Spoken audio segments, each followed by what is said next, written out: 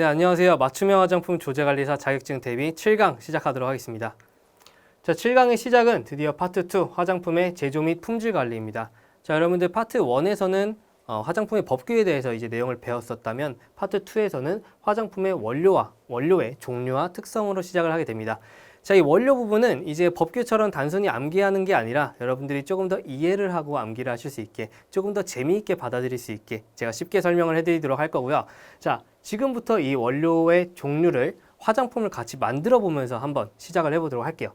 자, 화장품을 만들 때는 여러 가지 방법이 있겠지만요. 가장 기본적으로는 물과 기름이 섞여야 될 겁니다.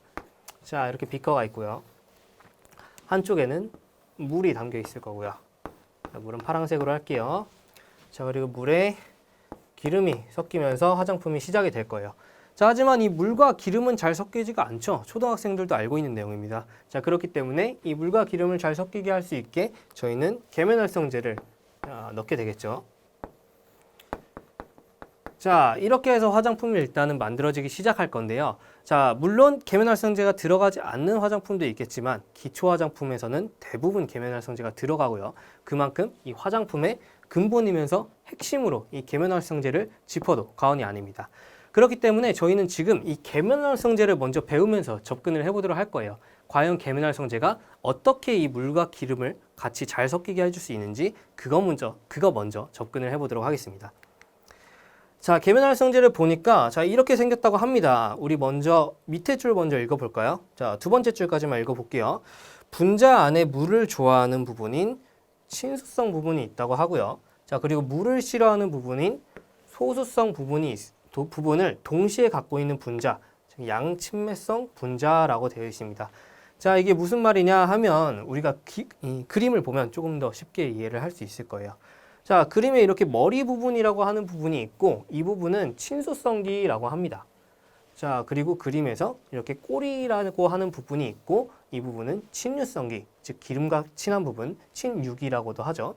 자, 이렇게 물과 친한 부분, 그리고 기름과 친한 부분이 같이 있는 형태, 이것을 양친매성 분자라고 하는 거죠. 자, 이런 애들이 계면활성제인데요. 자, 다시 돌아와서 이 계면활성제가 어떻게 둘을 잘 섞이게 해주느냐 라는 것을 저희가 한번 그림으로 한번 이해를 해보도록 할게요. 자, 제가 지금부터 물을 한번 더 크게 그려볼게요. 자, 이렇게 비커가 있고요. 자, 이번엔 물을 좀 많이 그려보고요. 자, 이 물 안에 저희가 기름을 한 방울 똑 떨어뜨려 보도록 할게요. 자, 여기 오일을 한 방울 우리가 물 안으로 떨어뜨려 본다고 합시다. 자, 그러면 이게 과연 어떻게 될지 저희가 예상을 해보면 이 오일은 물 안에 잘 섞이지 않겠죠. 뭐 안에 녹아 들어가지도 않을 거고 물 위에 둥둥 떠다니게 될 것입니다. 자, 바로 이게 두 개의 계면의 성질이 달라서 그렇게 되는 건데요. 자, 그렇다면 계면활성제가 이 오일을 어떻게 잘 섞이게 해주느냐, 이 그림을 가지고 와서 봤더니 자, 이 머리와 꼬리 부분 중에서 꼬리가 기름과 친한 부분이기 때문에 이 꼬리가 오일에 달라붙게 될 거예요. 자, 그림으로 그리면 이런 식으로 계면활성제가 달라붙게 되겠죠. 자, 하지만 계면활성제가 한 개 있으면 이렇게 되겠지만 만약에 계면활성제가 여러 개 있다. 그러면 이 오일을 둘러싸는 구조로 자, 이렇게 꼬리가 먼저 달라붙고요. 자, 그 다음에 머리 부분이 상대적으로 바깥을 이렇게 향하게 되겠죠. 자, 이런 식으로 달라붙을 건데요. 여기서 저희가 이 달라붙어서 생긴 이 덩어리, 이 구조를 입체적으로 조금 잘 살펴봤더니 자, 어떻게 보면 이 머리 부분이 오일을 감싸고 있는 보호막 형태를 취한 걸로 볼 수가 있을 거예요. 자, 그렇게 볼 수 있겠죠. 자, 그럼 이렇게 됐을 때 이 덩어리는 자, 이 표면이 물과 성질이 똑같죠. 그래서 물 안으로 잘 들어가서 용해나 분산이 될 수 있는 겁니다. 자, 이렇게 보면은 이제 오일이 어떻게 계면활성제에 의해서 물과 잘 분산이 되는지 이해를 할 수 있을 거예요. 반대로 물에 오일이 들어가는 게 아니라 많은 오일에 물이 들어가 본다고 한번 생각을 해봅시다. 자, 반대의 구조를 한번 그려볼게요. 자, 이번에는 오일이 많이 있어요. 자, 그리고 물이 들어갈 거예요. 그리고 이 물에 계면활성제가 달라붙어야겠죠. 이번에는 어떻게 달라붙느냐 해서 봤더니 오히려 머리 부분이 달라붙을 겁니다. 자, 물과 친한 머리가 달라붙고요. 그 겉을 이제 꼬리 부분이 이렇게 감싸게 되겠죠. 이것도 마찬가지로 기름 같은 방어막, 이런 오일 방어막이 생긴다고 이해를 할 수가 있을 겁니다. 그렇기 때문에 이 오일 안으로, 기름 안으로 잘 들어가서 분산이 될 수 있겠죠. 자, 이 부분을 설명하는 게 바로 다음 부분입니다. 자, 우리 이 그림을 같이 한번 보도록 할게요. 글을 먼저 읽어볼까요? 자, 미셀이라고 써 있고요. 영미셀이라고 써 있습니다. 자, 미셀은 우리가 처음에 배운 거, 이제 머리가 먼저 감싼 형태를 미셀이라고 하고요. 이 역미셀은 반대로 이 꼬리가 감싼 형태를 역미셀이라고 하는 거죠. 이제는 이 글을 읽으면 저희는 잘 이해를 할 수가 있습니다. 한번 읽어볼게요. 계면활성제가 수용액에 위치할 때, 즉 물에 위치할 때 친수기는 바깥으로 노출되고 물과 닿는 표면을 형성하게 된다. 그리고 소수성기, 기름 부분은 안쪽으로 핵을 형성하게 되는 구형의 집합체를 미셀이라고 하는 겁니다. 자, 이해를 할 수 있겠죠? 역미셀 마찬가지입니다. 머리가 이번에는 안쪽으로 가고요. 꼬리가 바깥쪽을 향하고 있는 미셀, 계면활성제가 기름에 들어갈 때 보이는 형태로, 자, 이 구형이나 모양의 크기는 포함된 물의 양과 온도에 따라 변한다라고 써 있습니다. 자, 여기까지 우리가 쉽게 이해를 했는데요. 자, 다음을 한번 보자면요. 이 임계미셀 농도 CMC라는 게 나옵니다. 자, 이게 어떤 말이냐면 계면활성제를 저희가 넣을 거예요. 어느 수용액 상태에 계면활성제를 넣는데요. 계면활성제를 넣자마자 이런 미셀, 덩어리가 생기는 게 아니고 어느 순간부터 미셀이 생기기 시작한다는 거예요. 이것도 그림으로 이해를 하시면 훨씬 더 쉽게 이해를 할 수 있습니다. 자, 이 그림을 조금 더 활용을 해보도록 할게요. 자, 다시 한 번 더. 이거는 지우고. 자, 여기 물이 있어요. 저희가 이 물 안에 계면활성제를 한번 투입을 해보도록 할게요. 자, 계면활성제를 한 개 딱 투입을 하면요. 계면활성제가 바로 안으로 들어가는 게 아니라요. 물과 친한 머리 부분이 이렇게 달라붙게 되겠죠. 그리고 바깥 상대적으로 자, 물과 친하지 않은 꼬리는 이렇게 가장 먼 쪽으로 이렇게 서 있는 상태로 이 계면활성제가 위치해 있게 될 겁니다. 자, 몇 개 더 넣어볼까요? 몇 개 더 넣어도 이런 식으로 계면활성제가 서 있는 상태로 자, 향하게 될 거예요.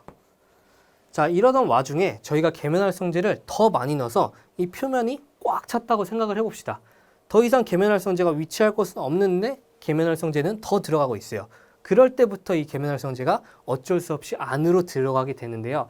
안으로 들어갈 때 이 꼬리는 물과 만나기 싫어하죠. 그래서 어떻게 하게 되느냐? 미셀을 형성하게 돼서 안으로 숨어버리게 되는 거예요. 자, 우리 아까 미셀 봤듯이 자, 이런 형태로 되는 거죠. 자, 그리고 이 순간이 바로 이 미셀이 형성되기 시작하는 순간이 CMC, 임계 미셀 농도라는 겁니다. 자, 이제 한번 읽어볼게요. 임계 미셀 농도 CMC라고 합니다. 자, 임계 미셀 농도란 계면활성제의 수용액에서 미셀이 생성되기 시작하는 계면활성제의 임계 농도를 말한다. 자, 그리고 이 CMC를 경계로 해서 표면 장력, 삼투압, 도전율 등의 각종 물리적, 화학적 성질들이 변하기 시작한다 라고 되어 있습니다. 자, 그림을 보니까 쉽게 이해할 수 있죠. 저희는 이게 주관식으로 나올 수 있을 정도까지는 체크를 하고 가야 돼요. 이런 내용들이 나오면 아, 이거는 임계 미셀 농도 혹은 CMC구나 라는 것까지는 체크를 같이 하고 가야 됩니다. 자, 그래서 임계 미셀 농도까지 봤어요. 자, 그 다음으로는 이 계면활성제가 이제 한두 종류가 있는 게 아니고 분명히 여러 가지 다양하게 종류가 있을 거예요.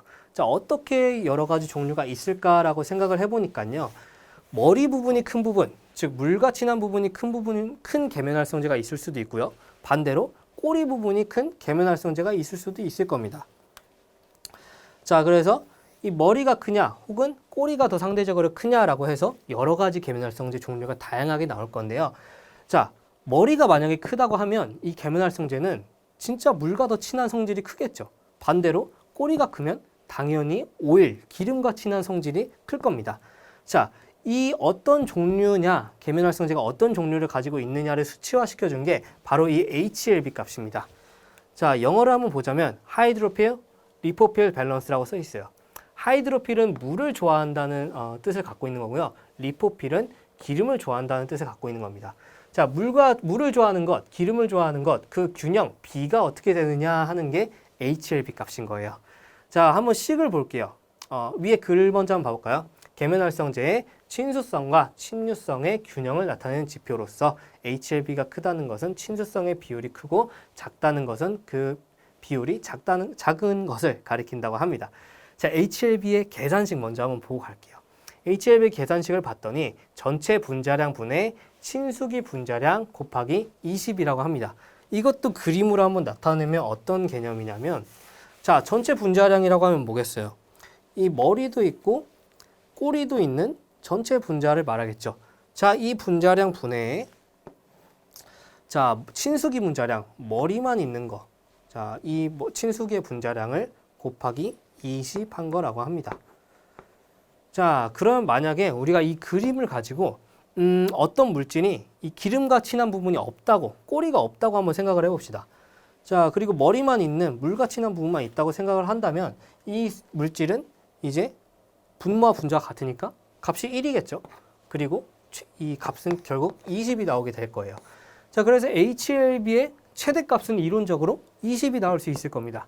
자, 하지만 이 꼬리가 만약에 없으면요, 계면활성제가 아니죠. 양친매성이 아니잖아요. 그렇기 때문에 계면활성제에서의 HLB의 범위의 최대값은 18 정도가 된다라는 거고요.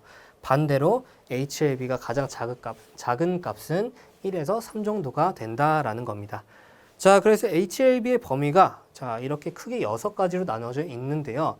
HLB가 크다는 것은 이 머리가 크다는 거니까 물과 친하다는 거겠죠. 그래서 그 말은 여기 친수성의 비율이 크다고 나와 있고요. 작은 거는 반대로 꼬리가 크니까 기름과 더 친하겠죠. 자, 그리고 이 용도도 물과 친한 애들이 조금 더 HLB가 큰 계면활성제가 필요할 거고요.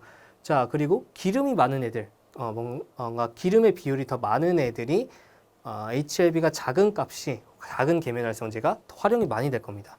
자, 이 용도를 한번 보면 그 말도 이해가 될 거예요. 가용화제, 우리 뒤에서 바로 배울 건데요. 일단은 가용화제는 여러분들이 토너라고 생각을 해보세요. 토너라고 생각을 할 거고요. 자, 그리고 유화제는 로션이나 크림이라고 생각을 할게요. 자, 크림이라고 쓸까요?